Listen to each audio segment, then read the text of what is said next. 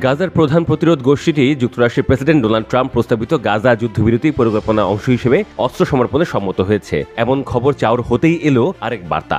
এ খবরকে ভিত্তিহীন ও ভুয়া বলছে সংগঠনটি। এক বিবৃতিতে গোষ্ঠীটি জানায়, এ ধরনের বিভ্রান্তিকর সংবাদ প্রচার জনমনে বিভ্রান্তি সৃষ্টি এবং বাস্তবতা বিকৃত করার উদ্দেশ্যে করা হচ্ছে। বিবৃতিতে আরো বলা হয়, আমরা পেশাদারিত্ব ও বস্তুনিষ্ঠতার আহ্বান জানাই, নামহীন সূত্র বা অবিশ্বস্ত প্রতিবেদনের উপর নির্ভর না করার আহ্বান জানাচ্ছি।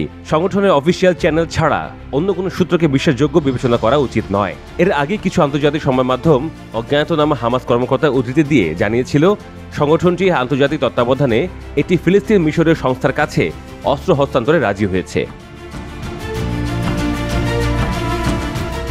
প্রেসিডেন্ট ট্রাম্পের প্রস্তাবিত গাজা যুদ্ধবিরতি পরিকল্পনায় রয়েছে গাজায় আটক ইসরায়েলি বন্দীদের দ্রুত মুক্তি, ধাপে ধাপে ইসরায়েলি বাহিনীর প্রত্যাহার এবং একটি অন্তর্বর্তী প্রশাসন গঠন। গত শুক্রবার প্রতিরোধ গোষ্ঠী ট্রাম্পের 20 দফার প্রস্তাবে লিখিত জবাব দেয়। জবাবে তারা গাজার প্রশাসন ফিলিস্তিনি টেকনোক্র্যাটদের কাছে হস্তান্তরের সম্মতি জানায় এবং সকল ইসরায়েলি বন্দীকে মুক্তি দেওয়ার আশ্বাস দেয়। গোষ্ঠীটি জানায়, তারা মধ্যস্থতাকারীদের মাধ্যমে তাৎক্ষণিকভাবে শান্তি আলোচনায় অংশ নিতে প্রস্তুত।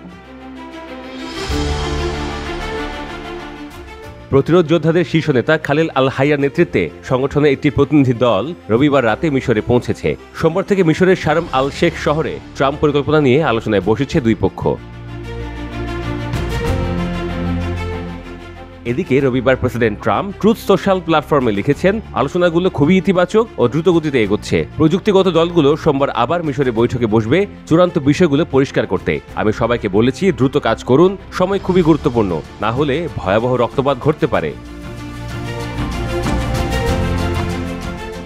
ট্রাম্প আরও দাবি করেছেন, প্রথম ধাপের কাজ এই সপ্তাহের মধ্যেই সম্পন্ন হওয়ার কথা। প্রতিরোধ গোষ্ঠীর ইতিবাচক প্রতিক্রিয়ার পর ট্রাম্প ইসরায়েলকে গাজায় বোমা হামলা বন্ধের নির্দেশ দিলেও ইসরায়েলি বাহিনী তা উপেক্ষা করে হামলা চালিয়ে যাচ্ছে। গাজার সরকার নিয়ন্ত্রিত মিডিয়া অফিসের তথ্য অনুযায়ী গত 2 দিনে ইসরায়েলি হামলায় অন্তত 94 জন ফিলিস্তিনি নিহত হয়েছেন। শনিবার ভোর থেকে রবিবার রাত পর্যন্ত 131টি বিমান ও আর্টিলারি হামলা চালানো হয়, যা মূলত বেসামরিক ও আশ্রয়হীন মানুষের উপর পরিচালিত হয়। শুধু গাজা শহরে নিহত হয়েছেন অন্তত 61 জন।